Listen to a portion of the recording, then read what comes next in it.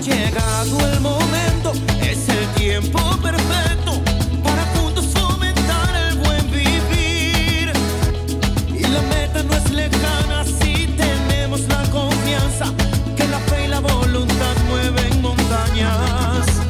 Es la hora del cambio, tu energía es tu aliado y la mano que te ayuda a resurgir.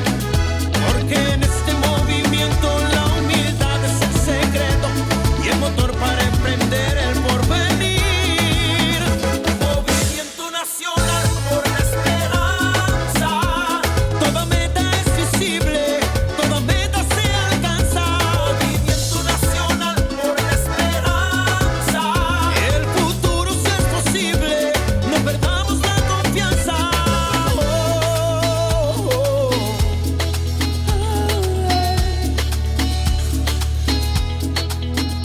Porque en este movimiento la humildad es el secreto y el motor para emprender el porvenir. Movimiento Nacional por la Esperanza te quiere invitar a formar parte de esta gran comunidad digital, en donde compartimos las asambleas virtuales semanales, así como el panorama político-electoral nacional e internacional. Para informarte de todo, lo único que tienes que hacer es seguir nuestras redes sociales, desde tu celular, tablet o computadora, con estos sencillos pasos. Ingresa a la plataforma de YouTube y en la barra del buscador escribe René Bejarano Martínez y así de fácil encontrarás nuestro canal. Una vez ahí, solo tienes que dar clic en el botón rojo que dice suscribirse y listo, ya eres parte de esta comunidad. Y recuerda activar la campanita en la opción que dice todas para que te llegue un aviso cada vez que subamos un nuevo video. Así de fácil, juntos estaremos construyendo esperanza por el buen vivir. Energía es tu aliado y la mano que te ayuda a resurgir. Movimiento Nacional por la Esperanza. Buenas noches, compañeros y compañeras.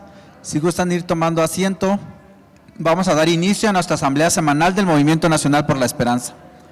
Se encuentran con nosotros aquí en el presidium una compañera dirigente joven del municipio de Nezahualcóyotl, nuestra compañera Lénica Villaseñor.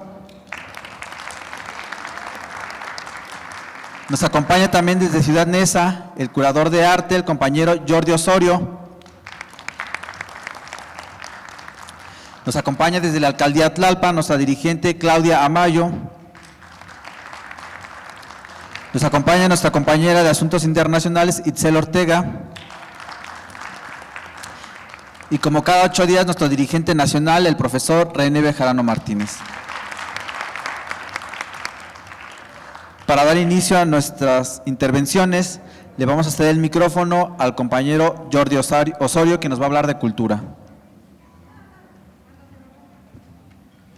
Sí. No. Buenas noches, bienvenidos a todos. Muchas gracias por la invitación y gracias al profesor Bejarano, quien, bueno, pues ha sido sensible y está apoyando un proceso de la reivindicación de Nezahualcóyotl ante el mundo.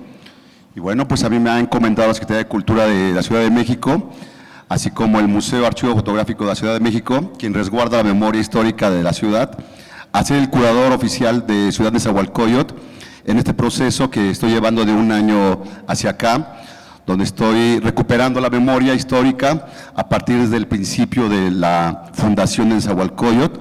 Y a esta curaduría, bueno, la he determinado en 3 etapas. La primera etapa es el origen, que va a encabezar el maestro Héctor García, un fotógrafo muy importante, quien cumple sus 100 años en el 2023. Y posteriormente, al segundo piso del museo, vamos a tener la modernidad de todos los servicios que se fueron dando en Nezahualcóyotl, así como los espacios culturales, la infraestructura y las organizaciones sociales, espacios culturales. Y bueno, vamos al final con el futuro de Nezahualcóyotl, que es, bueno, pues una nueva propuesta que no ha sido escrita, no ha sido tomada en cuenta por todo el proceso de gobierno de los últimos 15 años. Y bueno, pues me han encomendado a mí escribir esta nueva historia, que es los nuevos valores. Tenemos en Nezahualcóyotl, así como funcionarios públicos, artistas plásticos, escritores, filósofos, médicos y un sinfín de profesionistas que no han sido tomados en cuenta en los libros. En ese sentido, bueno, pues se ha aglutinado toda la historia de Nezahualcóyotl básicamente en escritores y pintores, pero pues esta da una posibilidad, esa exposición da una posibilidad de ampliar nuestros contextos y reivindicar con las jerarquías, las categorizaciones de los artistas, funcionarios, empresarios que están en boga ahorita en Nezahualcóyotl. Entonces, pues bueno, estoy proponiendo diseñadores de modas que dibujan para Christian Dior, dibujan para Paco Rabanne y que están nacidos en Neza y que son dibujantes de esas grandes firmas, así como el graffiti en México, que Nezahualcóyotl ha dado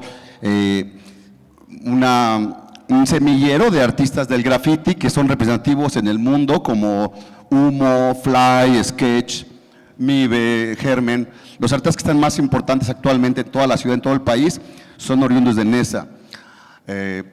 Y las periferias como Alter, Coca, que están aquí dominando toda la ciudad, y bueno, cambiando las estéticas de la ciudad, reivindicando el espacio público para generar pasajes seguros donde estemos en contra de todas las violencias, todo tipo de violencias, y bueno, pues nosotros estamos poniendo nuestro granito de arena. Esta curaduría está fijada bajo dos visiones. Una es cómo nos vemos nosotros mismos, los de Neza, a nosotros mismos, que es creo que lo que ya se conoce, y la otra, la que es bien importante para mí, es cómo nos ven los de afuera a los de Neza, porque creo que se tiene un gran respeto con la gente de Neza actualmente, con sus creadores básicamente, y bueno, pues eso quiero mostrar ante el mundo, así como los músicos que hay. Vamos a tener esta exposición que están todos invitados, comienza en diciembre y termina en abril, junto con los 60 aniversarios de Ciudad de Nezahualcóyotl. Bueno, pues está una pleyadez de artistas invitados, estaban invitados más de 150 artistas que estarán participando, así como organizaciones como Bikers, como Fantasmas Bikers, que son en general como 600, tenemos a Zarco, Hermandad Zarco, que son otros 600 artistas, bueno, 600 motociclistas, también estoy con organizaciones de Bikers, que son aproximadamente 1000 bicicletas que están ahí en acción, generando políticas públicas de vialidad, porque Neza no tiene esas vialidades, esos senderos seguros, y todavía hay mucha violencia en cuanto a la vialidad, en cuanto a el peatón que asesinan, atropellan. Entonces, pues está sirviendo como para juntar todas estas organizaciones y poder generar políticas públicas desde la cultura. Y bueno, también soy artista visual, a sus órdenes, estoy en muchas galerías exponiendo. Actualmente tengo una galería en Ciudad Neza, bueno, soy curador de una galería y soy dueño de una galería que lleva mi nombre, Jordi Osorio Arte Contemporáneo. La pueden visitar. Estábamos en Carmelo Pérez y Avenida Chimalhuacán, en calle Marita número 76, a sus órdenes. Ahí tengo una colección de más de 500 obras de diferentes artistas globales. Tengo un Picasso, tengo Arturo Rivera, Siqueiros, tengo una serie de artistas en mi colección que bueno, pues que presto a diferentes galerías para que potencialicen sus espacios, porque para mí es muy importante el mercado del arte, desde dónde surge y de cómo se descentraliza el mercado del arte. Muchas cosas han sido descentralizadas y han sido acaparadas por la ciudad. En todo el país, digamos, la artesanía, el arte y el mercado en específico. Y a mí se me ha ocurrido, porque fui curador en la zona rosa de una galería donde tuve muchos artistas, y se me ocurrió que esto que estaba manejando la zona rosa lo puedo llevar a la periferia, y desde ahí llevarme clientes y empezar a generar este mercado que es muy necesario para los artistas emergentes que están ahí estudiando. Ahora Nezahualcóyotl tiene ya varias universidades, entre ellas una de arte, y bueno, estamos dando oportunidad a todos estos jóvenes, artistas emergentes, a que se empapen del mercado, ya que también en las áreas académicas no muestran esta vida real del artista que sale y queda desprotegido ante la venta y la exhibición. Entonces estamos creando nuevos espacios para que tengan estos nuevos valores y se sientan arropados y puedan generar economía cultural. Entonces invitamos a todos ustedes que nos visiten y que den la oportunidad de ver estas nuevas experiencias de artistas urbanos. Estamos creando festivales de arte urbano con los mejores artistas, recuperando el espacio público, las torres, que son deportivos, que han sido dañados, donde hay muchas violencias, hay mucha basura, entonces estamos recuperando esos espacios, con mucha gente que estamos organizando y limpiando nuestros espacios para generar cultura de paz. Y bueno, pues agradezco mucho al profesor Bejarano la invitación para participar en este panel, y pues yo encantado, porque siempre es bueno poder estar escuchado más que nada, y gente que tenga sensibilidad para entender estos procesos culturales y que más ahora que se va a contar esta nueva historia de Nezahualcóyotl, generando esta ciudad como una de las ciudades más evolucionadas en la Tierra, ya que solamente Francia y Nezahualcóyotl han tenido este avance en los últimos 60 años. Entonces tenemos ya toda la infraestructura, todo tipo de economías, todo tipo de artistas, mercados, negocios, y eso creo que es un factor de orgullo que podemos gritar a los cuatro vientos y a nivel global. Nezahualcóyotl es una punta de lanza del arte contemporáneo y también es una punta de lanza de esta época de pandémica, de la resiliencia. Creo que ahí se dio un fenómeno muy importante, que es estar ante la adversidad, ante la enfermedad y seguir generando economía para no dejar a las familias pues, con problemas económicos. Entonces, pues así, Nezahualcóyotl para mí es orgullo ser de ahí, representarlo y ahora poder mostrarlo al mundo. Muchas gracias a todos, buenas noches. Muchas gracias, compañero Jordi, por esta información tan relevante. Y ahora le cedemos el micrófono a nuestra compañera Itzel Ortega. Hola, queridos compañeros y compañeras, muy buenas noches a todas y todos.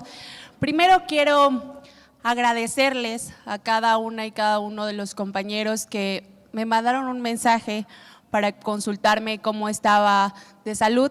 De corazón les agradezco muchísimo porque esas muestras de cariño sin duda alimentan el alma y permiten que uno lleve con mayor tranquilidad el proceso. Un proceso que afortunadamente también fue mucho más tranquilo que el de hace 2 años cuando no estaba vacunada, porque pues dada la vacuna que ya, o las 3 vacunas que ya tengo, pues el proceso fue muchísimo más relajado y pues eso es muestra también de que las vacunas pues por supuesto dotadas por el gobierno ayudan, ¿no? Que hacen un proceso más amigable y pues bueno, muchísimas gracias de corazón por sus mensajes y sus muestras de cariño. Ya estamos de regreso, muy felices y con más cansancio, eso sí, pero felices de poder estar nuevamente con ustedes. Y bueno, voy a comentarles en el ámbito internacional sobre un estudio que encontré y me pareció pues interesante e importante compartirlo con ustedes.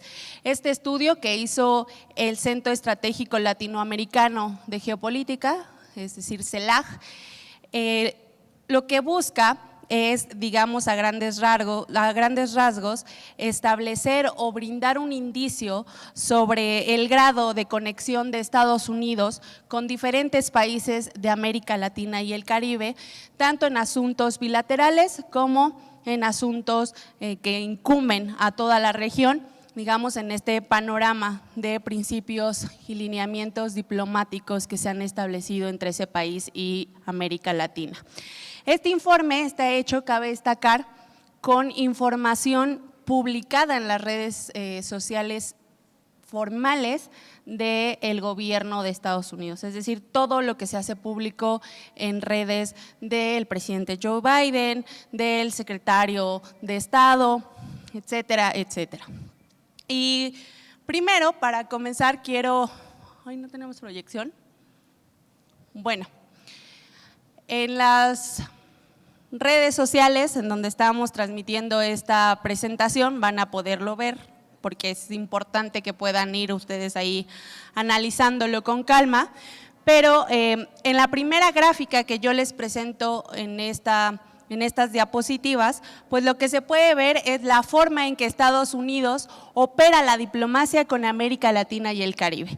Encontramos que la mayor forma de comunicación es la declaración por parte de Estados Unidos sobre algunos temas de interés de nuestros países, algunas conferencias y sobre todo llamadas telefónicas, reuniones y por supuesto también los viajes que se hacen a los países para, digamos, acordar temas de interés.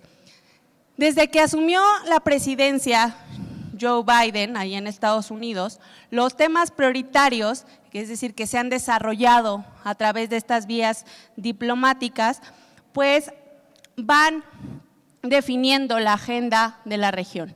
Y entre estos temas, pues encontramos, así lo voy a decir, de mayor importancia a menor importancia, es migración, las sanciones, estas sanciones económicas que conocemos y que hemos platicado aquí, como las que se le han impuesto a Cuba y Venezuela, diversos asuntos relacionados con los bilaterales, como el narcotráfico, la corrupción, el cambio climático, la democracia y, por supuesto, la atención a la pandemia.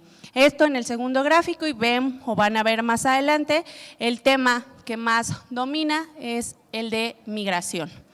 Posteriormente, en la tercera gráfica, encontramos a los países de América Latina que han tenido mayor contacto diplomático con los Estados Unidos. Estos temas que les comentaba con anterioridad han sido tratados principalmente en países que conforman el Caribe, el Gran Caribe de nuestra ciudad, es decir, México, Cuba, Colombia y los países del Triángulo de Centroamérica, El Salvador, Guatemala y Honduras. Estos son los países que en esta gráfica se detecta han tenido mayor intercambio con Estados Unidos.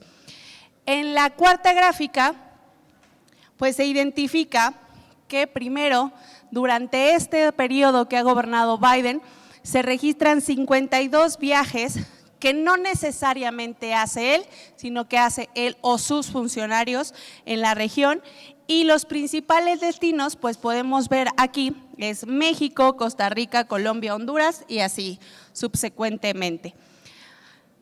Después tenemos otra gráfica en donde igual México es el primer país que refleja que ha tenido mayor reuniones con este país y, como les comentaba, no precisamente reuniones directas con el presidente de Estados Unidos, pero sí reuniones con otros funcionarios. ¿Qué funcionarios? Pues la gráfica 6 no lo muestra, y es que si no es Biden, que como ustedes pueden ver ha hecho bastantes declaraciones, llamadas telefónicas, discursos, pero no necesariamente muchos viajes, pero sí el secretario de Estado Antonio Blinken ha salido muchísimo a los países de América Latina.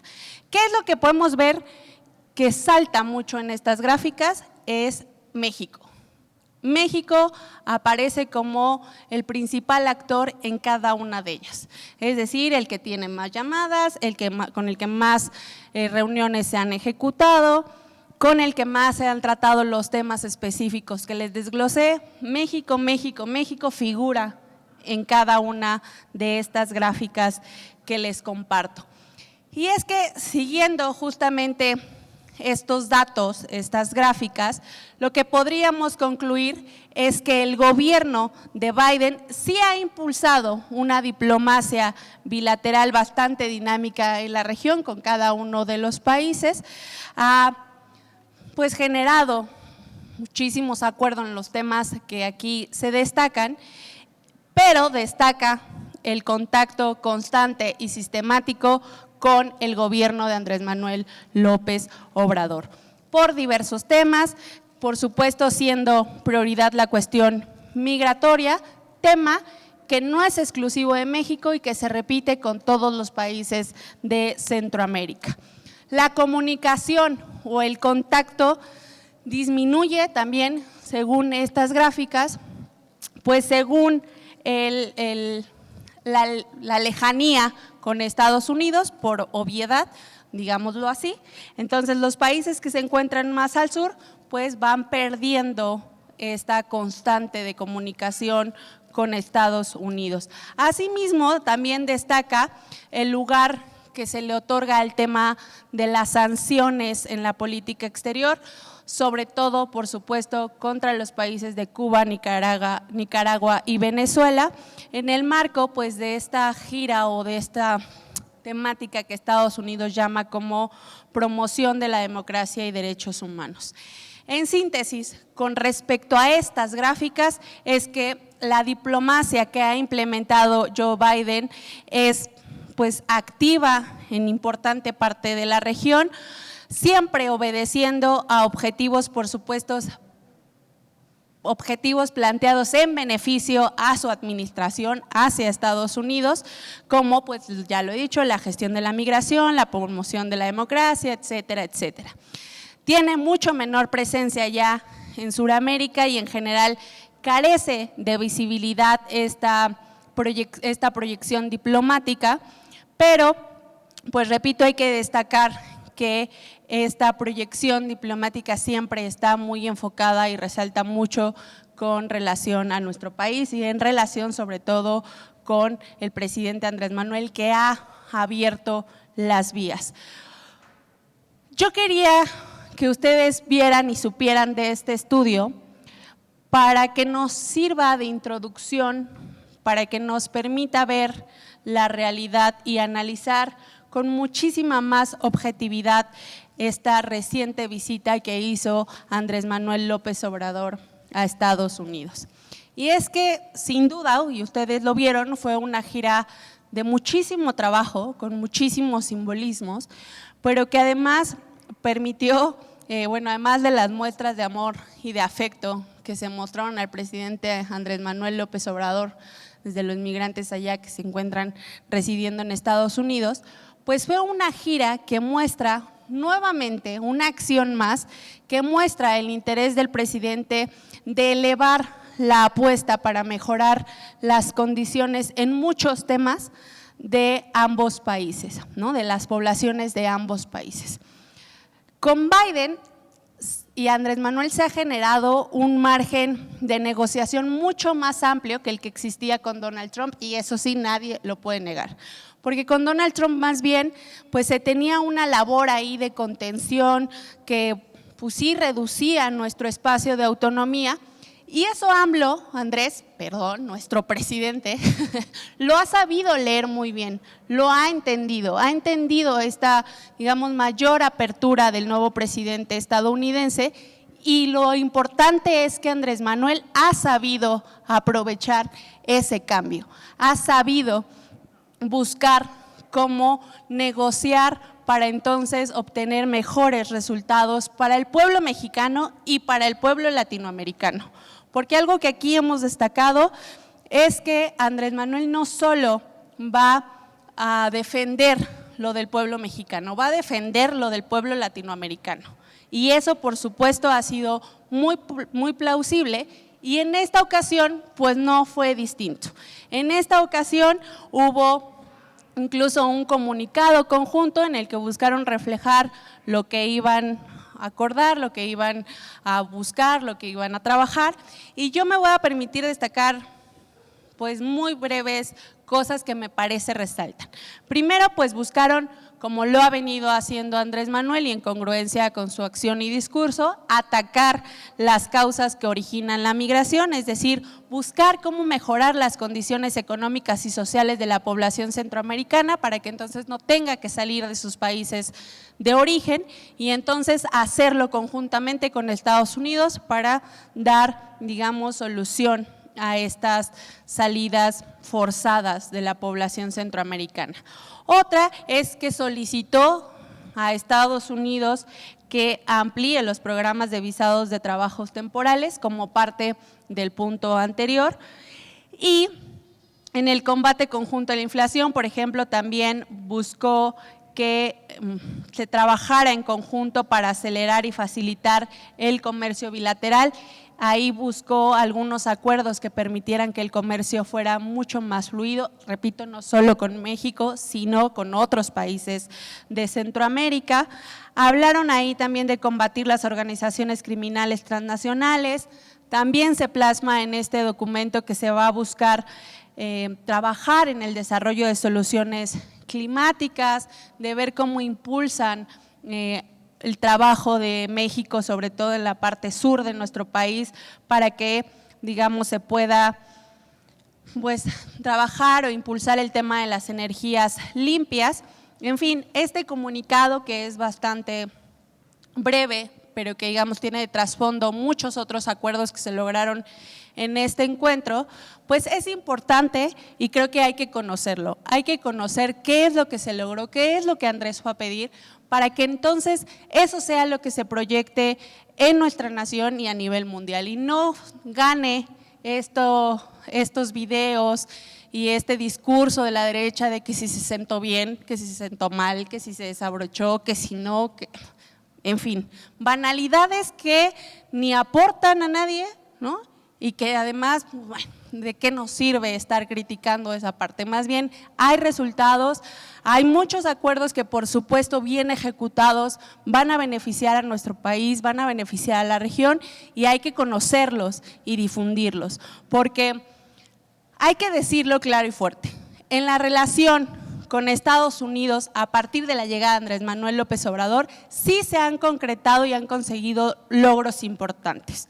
No es fácil, por supuesto que no, pero el gobierno de la Cuarta Transformación justamente se ha enfocado a trabajar para restablecer un protagonismo que habíamos perdido por completo, que los gobiernos del PRI y del PAN habían enterrado y que habían dejado en el olvido. Andrés Manuel no, Andrés Manuel está recuperando justamente este protagonismo como defensor del país, pero también de la región. Hay que reconocer en ese sentido los méritos de este gobierno, que no es un gobierno que se subordine a lo que Estados Unidos quiere y necesite, y que no solo ve para sí mismo, sino que es un gobierno que busca el beneficio de todos y cada uno de los países de la región. Entonces, eso hay que reconocer, eso hay que difundir, y yo los invito a que lean este comunicado conjunto,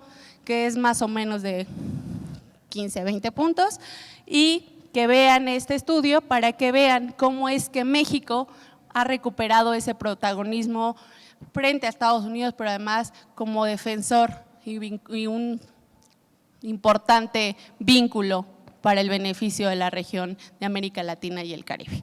Muchas gracias, queridos compañeros y compañeras, me dio mucho gusto poderlos saludar aquí presencialmente.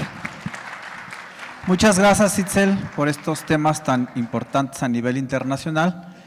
Y ahora le cedemos el micrófono a nuestro dirigente nacional, al profesor René Bejarano Martínez. Buenas noches, compañeras, compañeros. Me da mucho gusto, como cada martes, estar aquí desde la Ciudad de México, transmitiendo la Asamblea Nacional semanal del Movimiento Nacional por la Esperanza. Gracias nuevamente a todas y a todos los que se conectan a lo largo de la semana y el día de hoy a través de las redes sociales, y también a las muchas compañeras y compañeros que nos acompañan aquí de manera presencial. Agradezco a las y los integrantes del Presidium, a Miguel, a Itzel, a Claudia, al compañero Jordi y a Lénica, su participación en este Presidium. Hoy vamos a comentar los siguientes temas.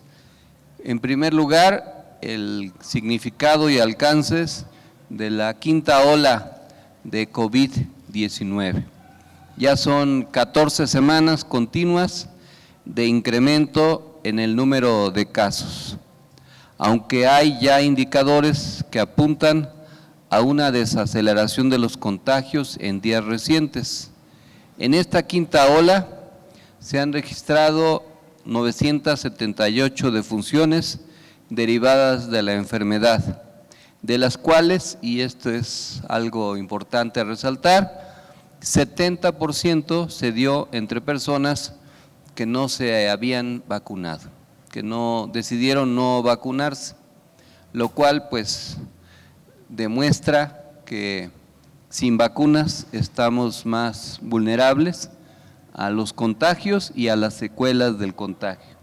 Por eso hay que hacer campaña para que todo mundo, niños y adultos, jóvenes, se vacunen y no hacer caso a las redes sociales que difunden conspiraciones bastante desorbitadas de la realidad, que alegan múltiples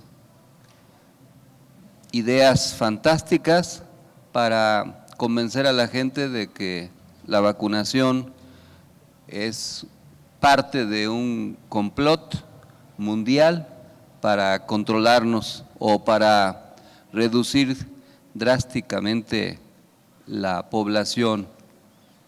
Hay que atender a los criterios científicos y seguir vacunándonos sin dejar de conservar en lo posible las medidas de la contingencia sanitaria.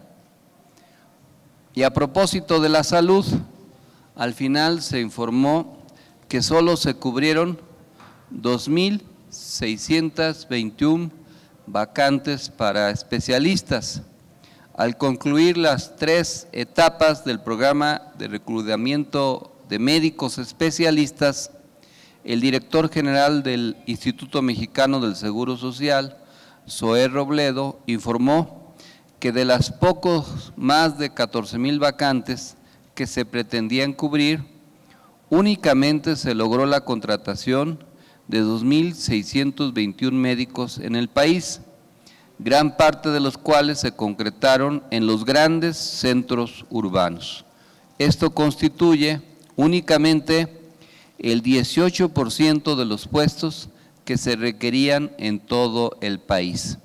Y es una manera también de desmentir las campañas de la derecha que cuando se anunció el arribo de alrededor de 500 médicos especialistas cubanos, se hizo una gran alaraca mediática, se desgarraron las vestiduras, que cómo era posible, y ahora la testaruda realidad demuestra que sí hacen falta, pues no 500, sino miles de especialistas que puedan ir a las zonas donde más falta hacen, porque el problema, y es comprensible, es que muchos especialistas se concentran en los grandes centros urbanos y prefieren no acudir a las zonas más alejadas de la geografía mexicana.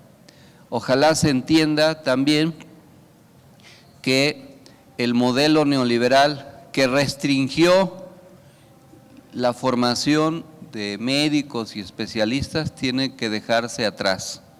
Ustedes saben que la carrera de medicina, entre otras, es de las más demandadas por los jóvenes, pero que también es de las que más rechazos tiene, a pesar de haber la necesidad de contar con más y mejores médicos. Ojalá las instituciones educativas entiendan la importancia de formar a enfermeras, enfermeros, médicos generales, especialistas, que puedan ir reduciendo el déficit que tenemos y que hacen que algunas personas no cuenten con los servicios médicos de emergencia muchas veces que les hacen falta. Esta es parte del cambio estructural que hace falta emprender en el sector salud. En otro rubro, el de la justicia, a raíz de diversas resoluciones, se hace evidente también una modificación estructural de la manera en que funciona el Poder Judicial en el país. Y decimos esto porque un juez frenó el nuevo esquema para compras de gas natural. Juan Pablo Gómez Fierro, quien ha emitido en meses recientes suspensiones contra iniciativas legales del gobierno federal, otorgó una suspensión definitiva a 10 empresas, entre ellas GDF, Suez México, Ractebel Energía y Engie San Miguel de Allende, que frena el nuevo esquema de compras para el gas natural que emitió la Secretaría de Energía en junio pasado, el cual busca dar salida a los excedentes del energético que la Comisión Federal de Electricidad y su filial CFEI tienen hasta en tanto se resuelva si les conceden el amparo. Y también hubo un fallo a favor de Iberdrola, la empresa de energía eléctrica de origen español.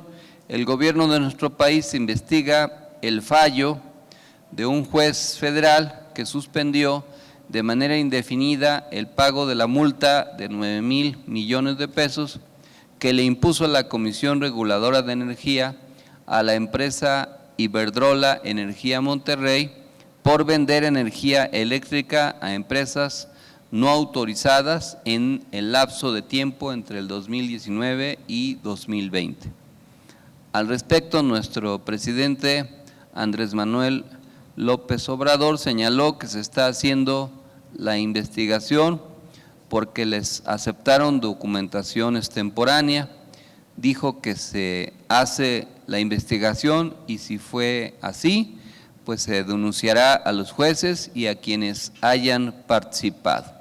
Este tema es muy importante porque en diversos países de América Latina ha sido el Poder Judicial el instrumento para detener los proyectos de transformación de los gobiernos progresistas e incluso para propiciar los llamados golpes blandos, que son golpes de Estado que no son cruentos porque no tienen la presencia militar acostumbrada, pero que al final representan lo mismo porque es la remoción de un gobierno legal y legítimamente constituido por otro de facto que se impone mediante argucias legales y mediáticas. Un ejemplo de ese tipo de operación fue el que se hizo en Brasil, en donde a raíz de una investigación de presunto lavado de dinero, el famoso proceso Lava Jato, que quiere decir lava autos en portugués, que se debió ese nombre a que la oficina donde hacían los arreglos para las transferencias financieras y el lavado de dinero estaba arriba de un lavaautos y por eso se conoció así el proceso. Pero después se enderezó toda una ofensiva contra Dilma Rousseff para destituirla, con el pretexto no de que había malversado fondos, sino de que había gastado dinero de un rubro en otro. Y ese fue motivo suficiente para destituirla. Y luego se inició un procedimiento derivado de lo mismo en contra del expresidente Lula para inhabilitarlo que pudiera participar en las siguientes elecciones y que pudiera triunfar el que después fue presidente, Bolsonaro. ¿Qué resultó de todo eso? Que pues las acusaciones contra Dilma no se sostuvieron, incluso los que lo acusaron después tuvieron que renunciar.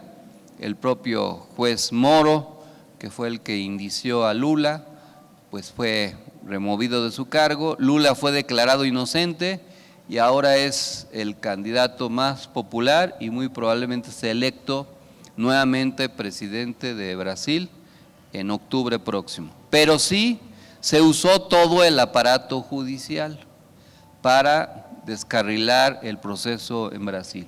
Aquí en México se está utilizando el Poder Judicial sobre todo mediante juicios de amparo para boicotear, suspender o anular los procesos de transformación que se están intentando, sobre todo en áreas estratégicas como son el de la energía eléctrica y del petróleo y otras.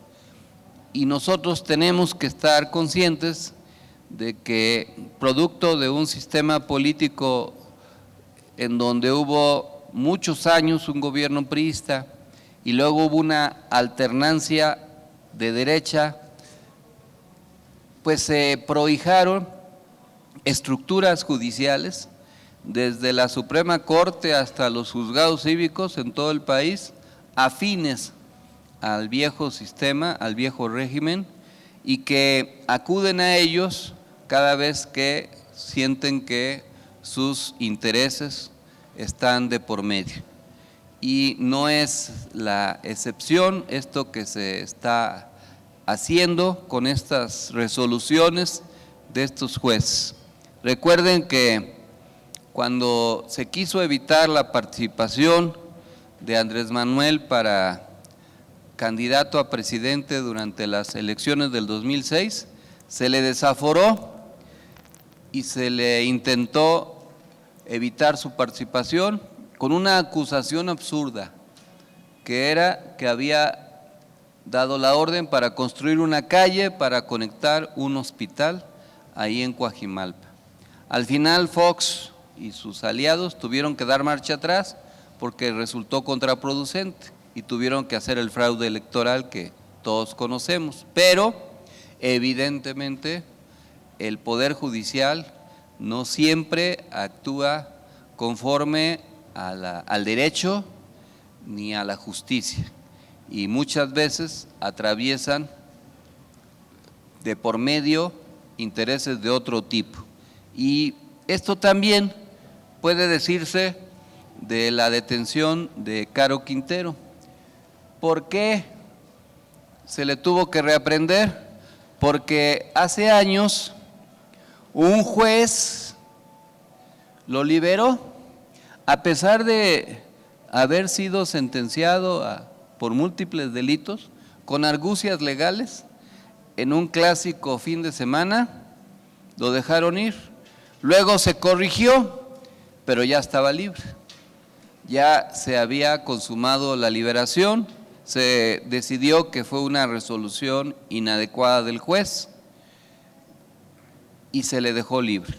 Tuvo que implementarse durante varios años otra investigación para poderlo detener. Y así fue como el sábado 16 de julio, la Secretaría de Marina confirmó la detención del presunto narcotraficante Rafael Caro Quintero, líder del extinto Cártel de Guadalajara y acusado por el asesinato de Enrique Kiki Camarena, integrante de la Agencia Antidrogas de Estados Unidos. Su extradición a Estados Unidos también fue frenada por el Juzgado Séptimo de Distrito de Amparo en materia penal en el estado de Jalisco hasta que enfrente un juicio en nuestro país. Este es otro problema y esperemos que se pueda resolver esto rápidamente porque hay intereses muy diversos para ocultar lo que realmente pasó hace ya muchos años cuando asesinaron a Enrique Camarena. Hay hipótesis diferentes que incluso la propia DEA tuvo que ver con ese crimen y otros funcionarios de la época. En fin, es otro episodio en donde está de por medio el Poder Judicial. En otro tema, se anunció que en los próximos días se presentará el proyecto de la empresa pública que manejará el litio y que estará adscrita a la Secretaría de Energía. En lo que se refiere al Tren Maya, el director general de Fonatur, Javier May, informó que las obras del Tren Maya en su tramo 5 se reanudaron después de que el Consejo de Seguridad Nacional consideró que se trata de un proyecto que se circunscribe en el marco de la seguridad nacional debido a las vías férreas. Así entonces el presidente dijo, presidente de la República, los amparos perdieron validez luego de que la obra clasificara como un asunto de seguridad nacional y señaló, no por los intereses de un grupo de corruptos y de pseudoambientalistas, vamos a detener una obra que es en beneficio del pueblo y que ya el tiempo que lleva parada significa un alto costo del presupuesto que es dinero del pueblo, solo por intereses políticos. No. Esperemos que al final sí se pueda concluir el Tren Maya y que sea un ejemplo de que se puede generar el desarrollo compatible con el medio ambiente. Es un gran tema y esperemos que pueda seguir avanzando. En otro tema crítico, la situación de carencia de agua para uso doméstico en Nuevo León llegó a niveles graves. Por ello, el presidente Andrés Manuel López Obrador hizo un nuevo llamado más enérgico a las empresas cerveceras y refresqueras a que se solidaricen y donen parte del líquido al que tienen acceso para que se distribuya entre la gente. Y a propósito del agua, pues ahora sí que si ves las barbas de tu vecino resecar, pon las tuyas a remojar, porque esto habla de la crisis del agua y que debemos estar conscientes todas y todos de cuidarla, de darle un uso más racional por la importancia que tiene para la vida. Por otra parte, en lo que se refiere a la red de corrupción en Segalmex, investigaciones de la Fiscalía General de la República, la Auditoría Superior de la Federación y la Secretaría de la Función Pública, en coordinación con la Unidad de Inteligencia Financiera, revelaron que desde la Dirección de Administración y Finanzas de Seguridad Alimentaria, Segalmex, a cargo de René Gavira Segreste, se operó una red de corrupción que abarcó a los 3 organismos encargados de garantizar la producción y abasto de productos alimenticios de primera necesidad para la población más vulnerable: leche, maíz, frijol, arroz, trigo, y que además se ocupan de fijar precios de garantía para pequeños productores agrícolas y agropecuarios del país.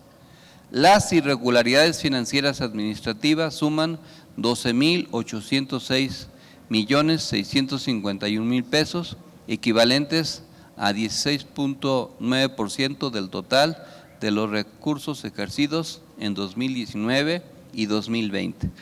Ojalá que este asunto se esclarezca rápido y se castigue a los responsables, y que sea una forma diferente de enfrentar este tipo de estafas. Cuando se ejecutó la estafa maestra, el gobierno anterior, el de Peña Nieto, hizo todo lo posible por ocultar y que quedaran impunes los involucrados. Ahora el gobierno de Andrés Manuel tiene la oportunidad de deslindar responsabilidades y de sancionar a los involucrados y sobre todo de recuperar los recursos que tienen irregularidades o que fueron sustraídos de manera ilegal. Una parte de esos recursos ya se recuperaron porque fueron invertidos indebidamente en operaciones financieras y ya se recuperaron para el financiamiento público, pero falta todavía lo que se desvió en empresas factureras y de otro tipo. Ya la compañera Itzel hizo una reflexión acerca del saldo de la relación México-Estados Unidos-Latinoamérica y sobre todo el comunicado conjunto derivado de la reunión de los presidentes de México, Andrés Manuel López Obrador, y de Estados Unidos, Joe Biden, donde se estableció los siguientes 6 puntos: combatir de forma conjunta la inflación, acelerando la facilitación del comercio bilateral y reduciendo los costos comerciales. Hay que decir que la inflación en Estados Unidos llegó ya al 9.1% y que es superior a la inflación que hay en México, y que la inflación en México tiene, por ende, mucho que ver con el problema de la economía global y que no se debe descontrolar, porque generalmente un proceso inflacionario representa una expropiación en términos reales del salario de los trabajadores, porque suben los precios de los productos, pero no sube de la misma manera el ingreso real de los trabajadores. En el punto 2, México planea comprar hasta 20,000 toneladas de leche en polvo de Estados Unidos y además hasta 1 millón de toneladas de fertilizante, y continuará comprando alimentación animal para apoyar a pequeños productores. 3. Completar un plan conjunto de varios años de modernización de la infraestructura fronteriza para proyectos a lo largo de más de 3,000 kilómetros. 4. La ley bipartidista de infraestructura del presidente Biden incluye 3.4 mil millones de dólares para llevar a cabo 26 proyectos de construcción y modernización de puertos de entrada terrestres, completar un plan conjunto de varios años de modernización de la infraestructura fronteriza para proyectos a lo largo de más de 3.000 kilómetros. 5. El próximo diálogo económico de alto nivel que se llevará a cabo en septiembre se enfocará en fortalecer mecanismos para crear corredores comerciales más seguros y eficientes. Y 6. Las trágicas muertes de migrantes en San Antonio fortalecieron aún más la determinación de ir tras la multimillonaria industria criminal de contrabando y abordar las causas fundamentales de la migración. Ya la compañera Itzel hizo referencia a las gráficas que ahí les mandamos para que se puedan comentar. Les mandamos también el cuadro semanal de las fuerzas y hechos que abonan tácticamente a la cuarta transformación, que generan equilibrios, mermas o contrapesos. También esta semana hubo una disminución de 1 punto según la encuesta Mitofsky del nivel de aprobación del presidente, aunque otras encuestas señalan lo contrario, pero como esta es la que hemos estado revisando, pues por eso la transmitimos, aunque hay ahora sí que, como dice el presidente, hay otros datos y estos se reflejan también en los diversos temas. Estuvimos trabajando durante la semana en los diversos asuntos que nos plantean los compañeros. Muchos de los equipos están involucrados en el proceso interno electoral de Morena. Teníamos programada una visita a Topilejo el pasado jueves, pero un día antes, o 2 días antes, hubo un incidente violento allá, donde se detuvo a una célula del cártel de Sinaloa y consideramos prudente con los líderes de por allá posponer hasta después de la elección interna la visita para no mandar mensajes equivocados o que pudiera haber algunos otros problemas de diverso tipo. Entonces, pues sí, ya estaba todo organizado, iba a ser un muy buen evento, pero pues hay hechos que hacen que uno tenga que tomar otras decisiones, pero ya regresaremos a Topilejo. En lo que se refiere al proceso interno de Morena, se cerró el registro de precandidatos a congresistas nacionales. Al final, la cifra de registros o de solicitudes fue de alrededor de 60,000 registros. Quiere decir que en promedio se registraron 200 personas por cada distrito, en promedio. Desde luego habrá distritos donde sean muchos por la densidad morenista de los lugares y habrá otros donde no sean tantos, pero este es un promedio.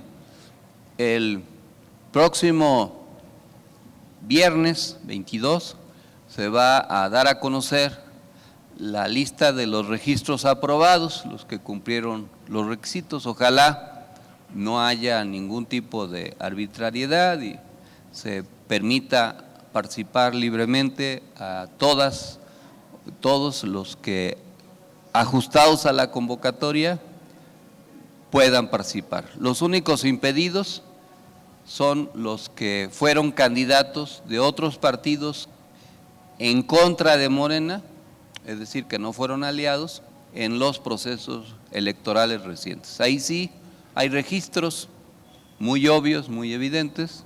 Esas personas pues no pueden participar, pero otros sí.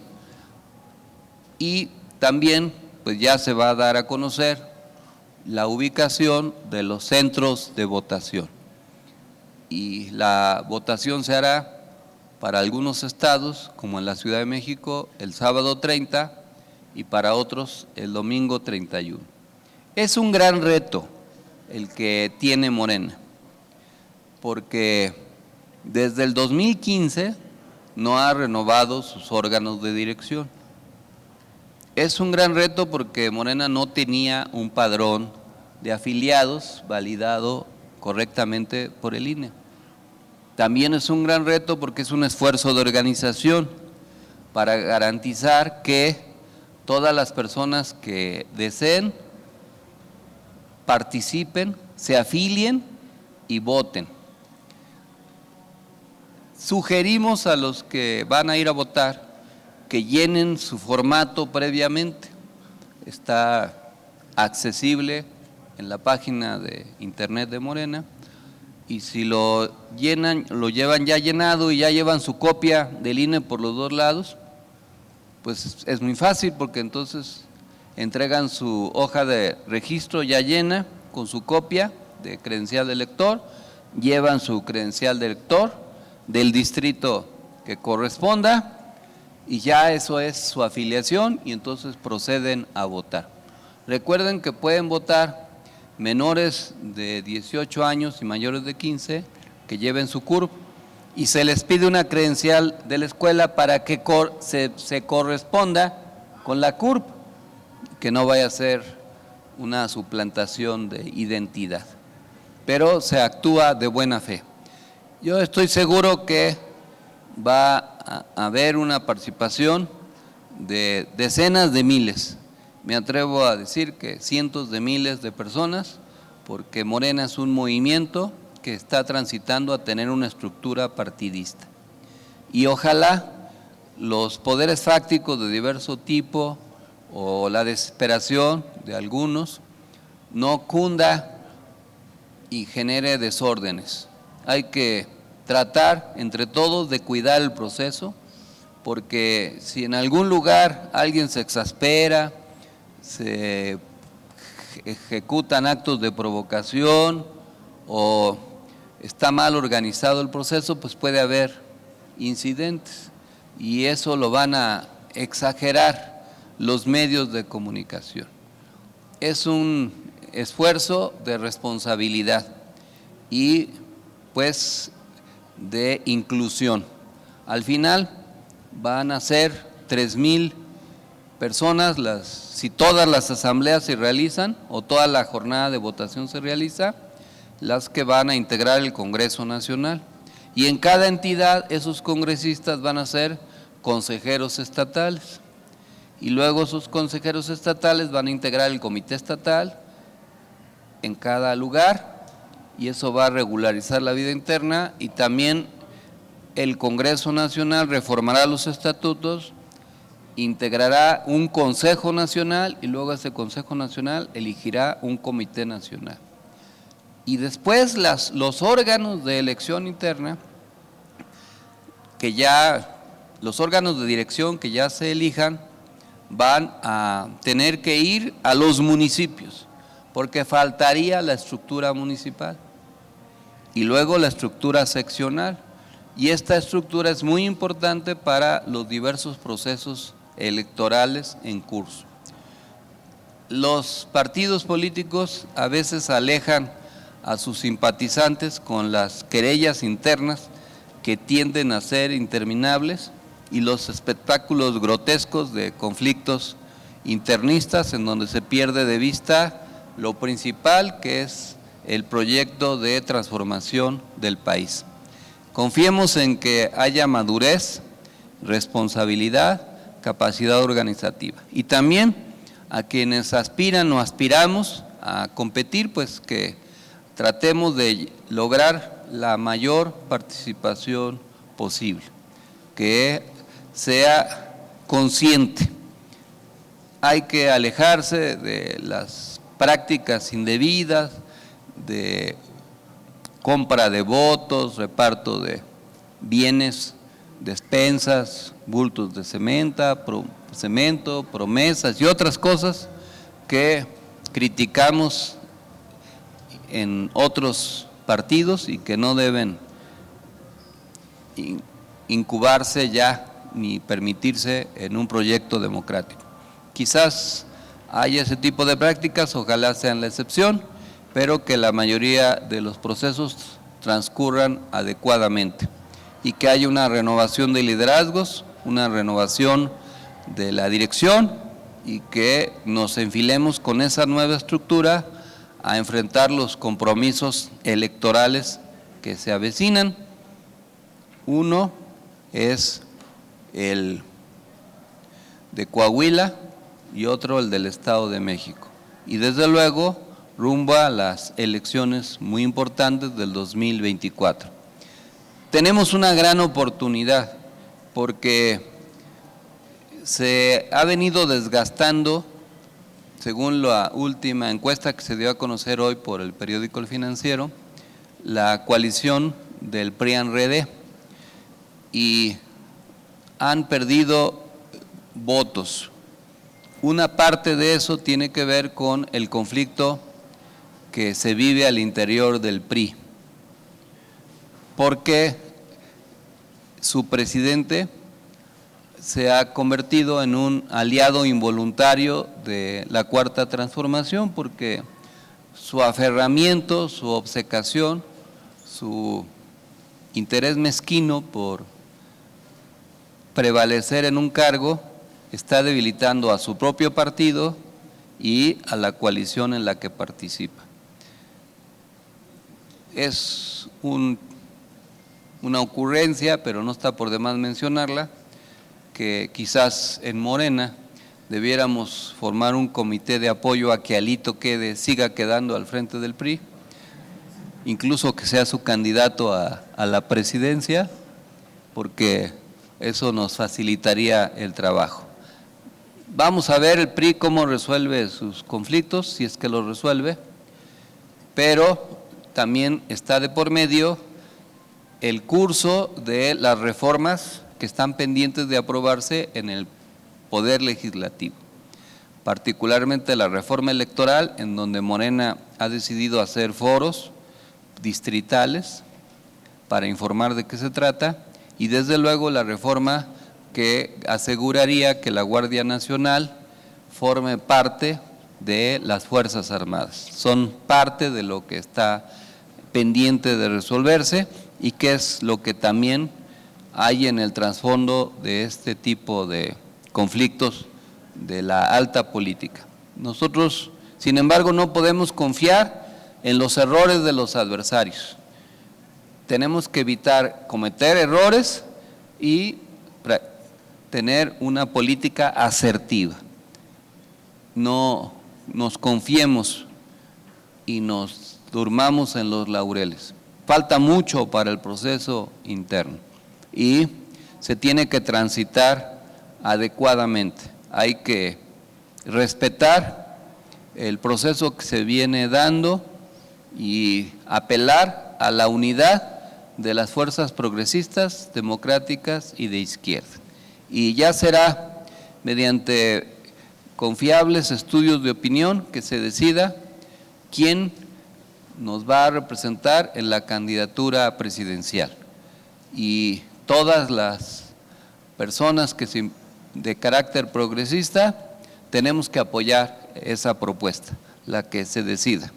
Como hemos dicho, es respetable la simpatía que cada quien haya ya tomado, si es que ya la tomaron, pero también es respetable quien se desee esperar, razonar mejor en tiempo su predilección.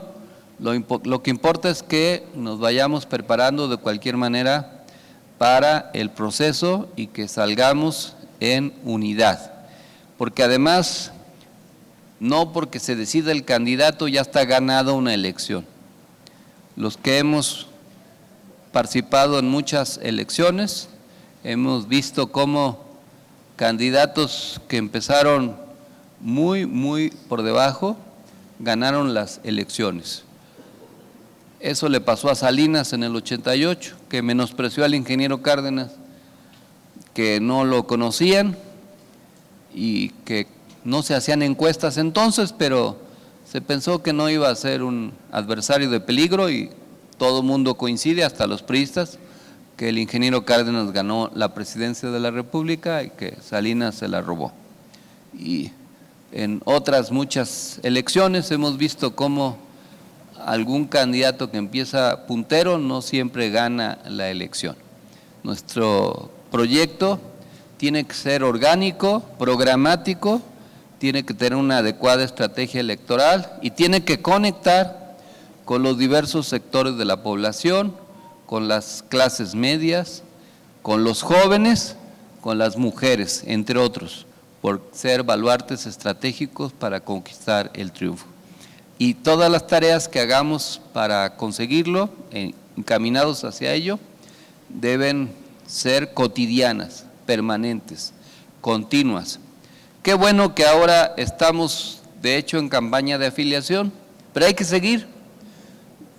Qué bueno que ya se van a elegir los órganos de dirección y que va a haber un padrón, pero nadie impide que sigamos afiliando, que sigamos convenciendo personas de que se afilien a Morena y a la Cuarta Transformación.